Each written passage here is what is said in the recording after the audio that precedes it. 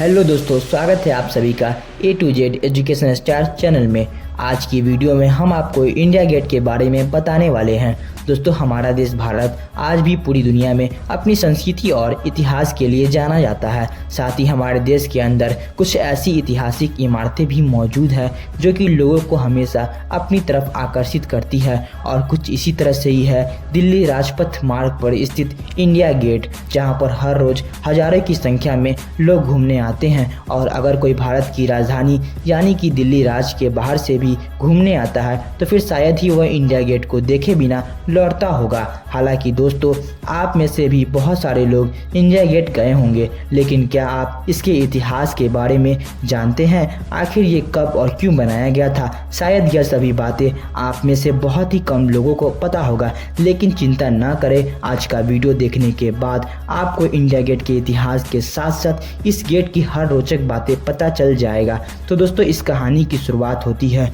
उस समय से जब पहले वर्ल्ड वार और 3 एंग्लो अफगान वार के दौरान 90,000 सैनिकों ने ब्रिटिश साम्राज्य को बचाने के लिए अपनी जान गंवा दी थी। और तभी ब्रिटिश सरकार के मन में यह ख्याल आया था कि उन वीर जवानों की याद में हमें एक ऐसी इमारत का निर्माण करवाना चाहिए।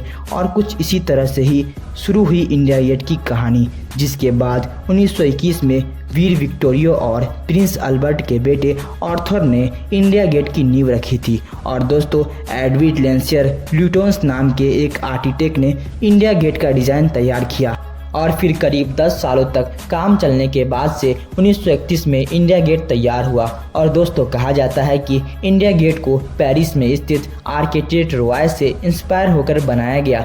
दरअसल आर्किटेक्ट रॉय को भी नेपोलियन युद्धों में अपनी जान गंवा देने वाले सैनिकों को याद करने के लिए 1836 में तैयार किया गया। और जैसा कि आप सभी अपने स्क्रीन पर देख ही सकते हैं कि इंडिया गेट पेरिस में स्थित इस इमारत से कितना मिलता जुलता है। हालांकि दोस्तों, जब इंडिया गेट 1931 में बनकर तैयार हो गया तब इसका नाम ऑल इंडिया वार मेमोरियल रखा गया था, क्योंकि इसे वीर जवानों की याद से बनाया गया था। लेकिन आगे चलकर इसका नाम बदलकर इंडिया गेट कर दिया गया।